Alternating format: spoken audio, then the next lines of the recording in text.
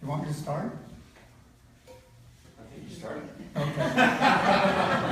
I forgot to take a cue from our audio guy back. So anyway, and what I've been looking at, again, we talked last week about if I'm going to model my life on something that works, then I need to find people who live a good life. Yes? Yes. And first model we looked at was Jesus, which I think is a pretty good idea. And what did he do to become effective as a human being? Because everybody forgets he was man. And as a matter of fact, he corrected a few of his disciples 7 times. When they called him God, he said, no, I'm man. Okay? So that means that he was a man who overcame the humanness that we all deal with. And humanness is problems and upsets and jealousies and anger. And anybody familiar with all that stuff? And that's what we seem to live in. So how do I work a life then live a higher quality life? It's known as lifestyle. And most of the people in the world are looking for a lifestyle that works, where I can be happy, I can be a certain amount of wealth, I can be healthy, and I can have friends and associations and relationships that work. Anybody agree that's the kind of stuff we're looking for? And a man's search for meaning, that great book that was written by Hans Selye, who was coming out of the concentration camps during the Second World War, is fantastic, because that whole work was the suffering in the concentration camp. What did it mean, and how did people living in those dire circumstances live a happy life? Anybody agree that you want to look at something, we need to look at that. But going back to looking at Jesus, one of the things that keeps coming up over and over again, and it was mentioned, this is why I'm saying it's amazing to me, because I started working on this, a couple of weeks ago, and the whole conversation this morning is be still and know that I am God. And so the idea of silence keeps coming up and up and up, so that's what we're going to talk about this morning. One of the things to understand is that the Bible is full of metaphors and things that were used 2,000 years ago. For example, having been born again really meant, in the language of the time, change your thinking. In other words, think this way instead of this way. And the idea was, instead of looking at it in a material way, look at it in a spiritual way. So there's a higher order of things, and to be born again meant to rethink the thing. Makes a lot more sense to me. And the phrase, in my name, means do it the way I told you to do it. In other words, the training. And these were idioms. And idioms are things like, can you imagine somebody trying to translate, I'm hot under the collar 2,000 years from now? Or I'm behind the 8 ball? What are some other idioms that are normal? What? I'm in a pickle? Could you imagine taking that literally? And that's what has happened. I'm going to say it. The theology has taken all these things and made a doctrine that said, here's what's true. And the truth is, you got to go back 2,000 years and understand what's going on. So we bring that into the unity conversation and try to make it real so it works in lives. That's why we call it unity, or the New Thought movement, practical Christianity, because it works if you work it. It requires some work on your part. Okay, and that's what we want to talk about. Now, the idiom, going to the mountaintop. Everybody got that one? Or going to a mountain? And I need to, I need a little bit of authority here. This is known as credibility, okay? Charles Fillmore, who was the founder, kind of use that stuff, who was the founder of Unity, defined, this is a whole book of his definitions of language at that time. And, where's my glasses go? Wait, I'll find it. It's here. Here. Anyway, I can read it.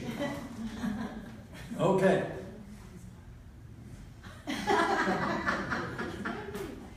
A mountain represents an exalted state of mind. Everybody there? Yeah. So when it says, I went to the mountaintop, he went into, oh, they're in my pocket? Thank you.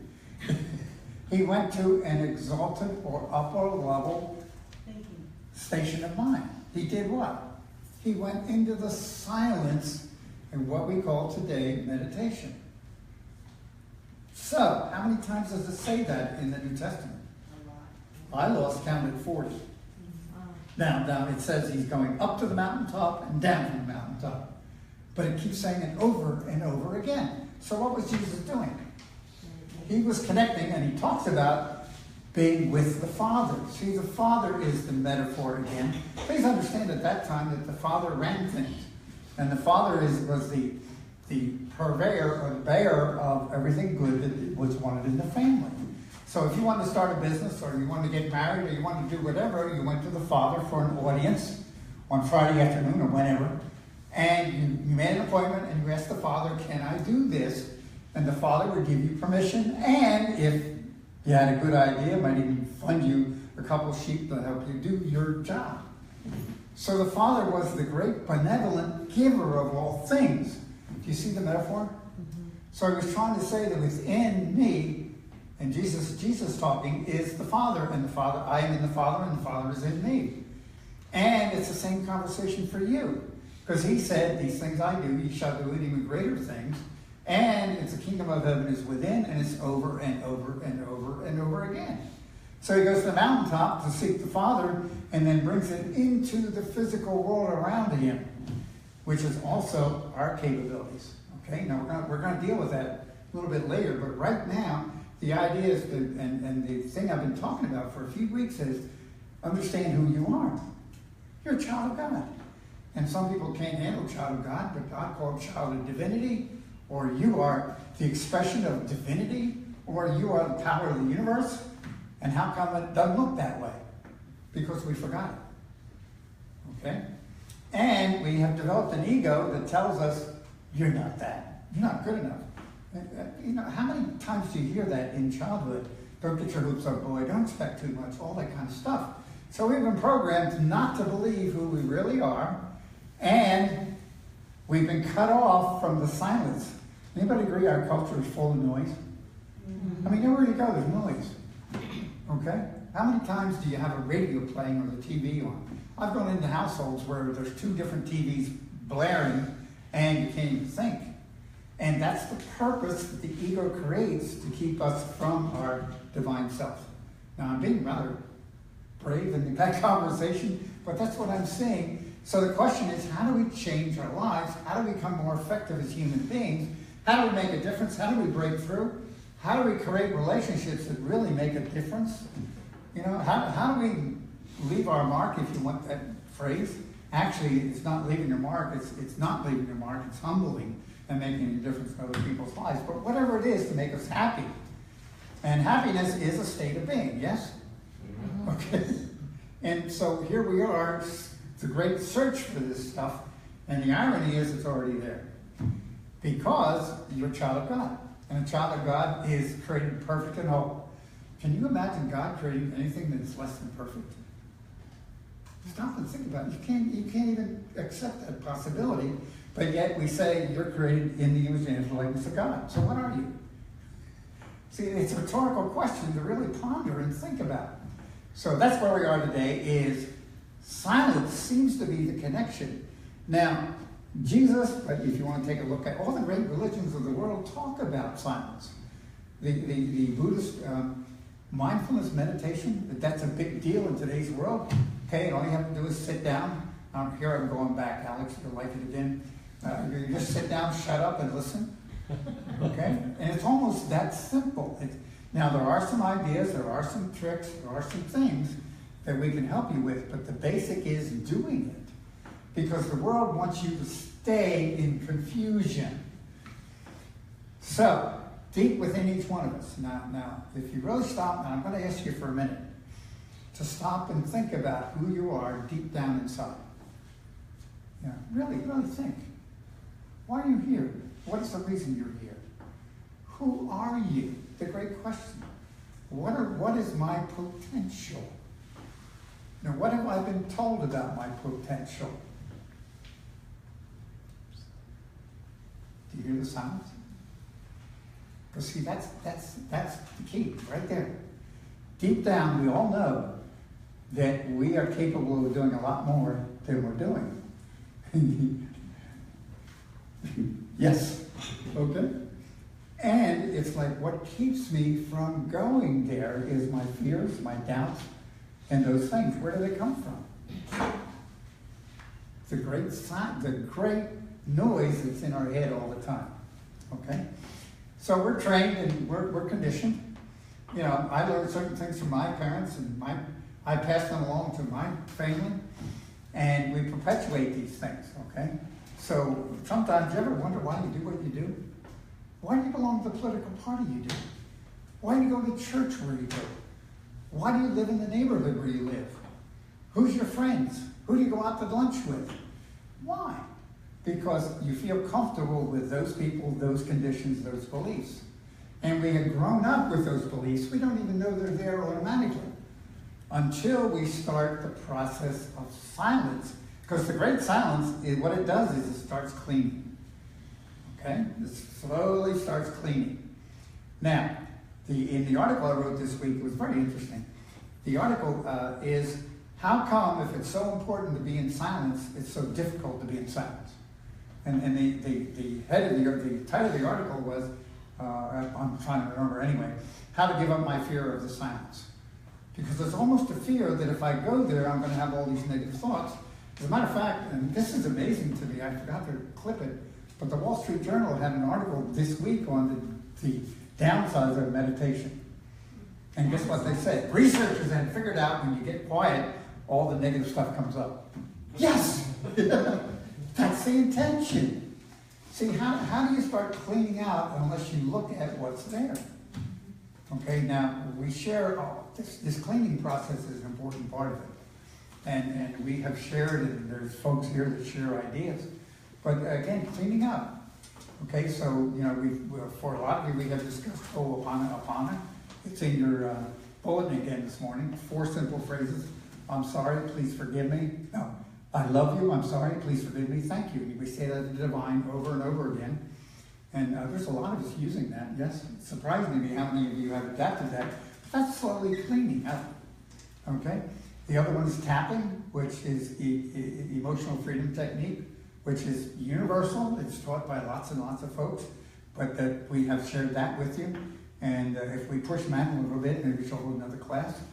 But we got that meditation. A lot of you are great counselors helping people. And see, when somebody's in a crisis, what's happening is the stuff that is overwhelming is in their brain, and we don't know what to do with it. So we need some help to get through that process. And so these are all benefits of the spiritual path. Everybody there? And the spiritual path requires, I believe, silence once in a while. Generally, spiritual teachers will say at least 20 minutes a day. Okay? Now, that's just a guideline. And, you know, we will, as you know, there's three major paths in meditation. There's the Christian meditation, which came out of the monasteries in the 14th and 15th century, and is taught in centering prayer, which Pat and others are very involved in. There's the Hindu Kriya Yoga tradition, which some of us are involved in. There's the Buddhist mindfulness meditation. Okay, and by the way, this all crosses religious lines. Anybody familiar with that? In other words, there are no secrets here. This is general spiritual knowledge, been around for years. Does anybody know that Einstein used to spend hours in meditation? He used to imagine himself riding a light wave. That's where he came up with his theory of relativity. That's all he did. You know what else he did? You think he must be nuts. He used to imagine himself falling in an elevator. And what would happen as he fell in the elevator, he came up with his theories of gravity. Okay? Edison used to fall asleep when he had 2 steel balls in his hands, and he would go into his quiet time, and he'd give his mind a question, and when he went into a trance and went to sleep, he'd drop the steel balls, and his ideas would be there. Anybody familiar with Edison? He did a lot, didn't he? Mm-hmm. Created the light bulb. We'd be in real trouble today if he hadn't created the light bulb. No, we would have been holding the service. No light from the service. So this stuff has been around for years, but yet we deny it. Okay? So, everybody ready? See, the idea is to do it. And is it easy? No. See, here's the key. Everybody ready? Law of attraction says every thought I have, I create, I bring into form. Okay? And that's pretty well proven. Quantum physics, some of you want to talk quantum physics, we'll go there. Not too much. But they're saying that our thoughts change energy. Okay? So quantum physics is there. And our thoughts create things. So we are thinking all the time. Everybody got it? Even when we go to sleep, our mind is thinking. So is our mind creating all the time? And what's it creating? That mess that's going on here. Okay? The second grade time when I tried to stand up in front of the room and they started laughing at me. So I'll never go anywhere near speaking to people. That was something that we had to overcome. Anybody else agree that kind of stuff is there? And we don't even know it's there until we start going into the silence or doing work, and when it comes up, letting it be okay. So it takes time. It doesn't happen overnight. It takes time forgiving yourself. Did you like to hug yourself? See, we don't do that. You are literally the greatest person in the world, okay? Because there isn't anybody else like you, and your channel, your skills are here for a reason, and the idea is to get those skills out. How many of you have books that you'd like to write? At least 2 or 3? Yeah, why not? See, bring it out. But my point is that the silence seems to be an important part of the process. And myself, I'm still working on getting quiet. There's times, as a matter of fact, what was it, last night? I couldn't settle down. I really tried. Okay? So there are times when it's not easy. And the key to it is do it until it becomes easy. Anybody ever remember learning to ride a bicycle? Mm-hmm. What was that process? What? Painful. Painful? Yeah. You had to do what? You had to get on the cotton picking thing. And those of us that are fathers, even lie to our kids. You run along holding the seat, and then you let go. You say, "Go, you got it. You're okay." Okay? Because we know it's possible. But the only way to learn it is through experience. Okay? So that's the message. So I'm encouraging you to start small practice, maybe 5 minutes a day, and let it all flood your mind. And slowly, over a period of time, it will start diminishing. I encourage you to be with us Wednesday night. Pat holds a Lectio Divina, which is part of the old monastery work on Wednesday nights at our thing. Friday night, we sit for a whole hour. But please, you can come for 10 minutes and leave if you want to. And any other time. We've got class on Sunday morning with Quest, yes. And we've got all kinds of different things in your bulletin. So the thing to do is be around people that think the same way. I'll say it again. Be around people that think the same way. I'll say it again. Be around people that think the same way. What is it, the old adage, if you want fleas, sleep with dogs? I do have to admit that again, things just kind of show up for me. And it's a real blessing. How's my time? Am I doing okay? You're doing good. I saw you look at your watch. Okay? Check. Look at all kinds of people checking on. I found my glasses. They were there all the time. That's the whole thing. It's there all the time. See, and we don't know it. This is a funny little book. Madeline has a good friend. Her name is Elisa. Okay? And Elisa cleaned out her apartment and left. She's actually traveling the world. She spent some time in Mexico. No, Belize, and then Mexico. And she's now in Scotland. She's in UK now. She was in Scotland. UK. She was at Findhorn. Anyway, she has decided to turn her life over. Okay, so she went, and she gave Madeline a bunch of stuff, and we were cleaning out yesterday, and I just happened to find this. Okay, now this is a little weird. This is White Eagle, and White Eagle was a spiritual a spiritual guru back in the 70s and 80s, and some people thought he was part of the Great White Brotherhood. I'm not going there with that conversation. You can ask me in conversations with Robert afterwards. But it was really interesting, and it just happened to fall into my hands last night. Anybody, coincidence? And it says here, I gotta read this. Come on over here. Okay, it says, The secret of strength lies in the quiet mind. See, here's the key. When our mind is full of junk, and the junk is stuff we've accumulated in beliefs, and it's the stuff that starts when we try to slow down and it starts coming in. Oh my God, I forgot to do this. Oh my God, Okay, so that isn't strength. That's reacting. And if you really take it to heart, the law of attraction says what I think I crave, you're going to be aware I need to slow my mind down. So it says strength, the secret of strength lies in the quiet mind. Everybody there? And then it goes on to say in the next page, you can think of yourself as being all that you know you should be. Anybody familiar with the word should be? It's a big word. Yeah, that's what I say. Did you hear what she said? We got to learn to stop shouldn't on ourselves, okay? But it says, you can think of yourself as being all that you should be, constant, gentle, loving, and kind to every man, woman, and child. Would you agree that's our divinity expressing itself? And to every circumstance of life, kind and tolerant in your attitude toward all conditions on earth. That's all conditions. And I have to think about that when it comes to London this morning, yes? Okay? So am I forgiving? Am I understanding? Then it goes on and says, if you can see yourself as being completely calm in all conditions and circumstances, quiet and yet strong. Strong to aid your weaker brethren. And see, we don't aid them by doing things, we aid them by modeling and showing what's possible. Anybody agree if you do too much for somebody, they become dependent and you actually make them weaker?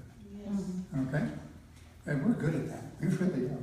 So the strong to speak, if you can see yourself facing injustice and unkindness with a serene spirit, knowing that all things work out in time for good, and that justice is always eventually triumph. It's fantastic. It goes on. I need to dump the whole thing on you here. Okay? And it says, we talk about letting go and letting God, and this is perfect. It says, lay down your problem. So we don't have problems. We have imagined stories in our head. Anybody familiar with the stories we make up? Oh my God, this could happen, and pretty soon it's all the way out here. Yeah. Okay?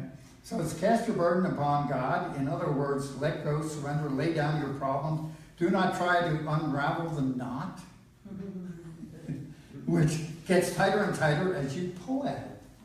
Anybody familiar with worrying over something and you make it worse and worse and worse? So it's letting it go. Because your quiet mind, the mind without thoughts, is more open to God.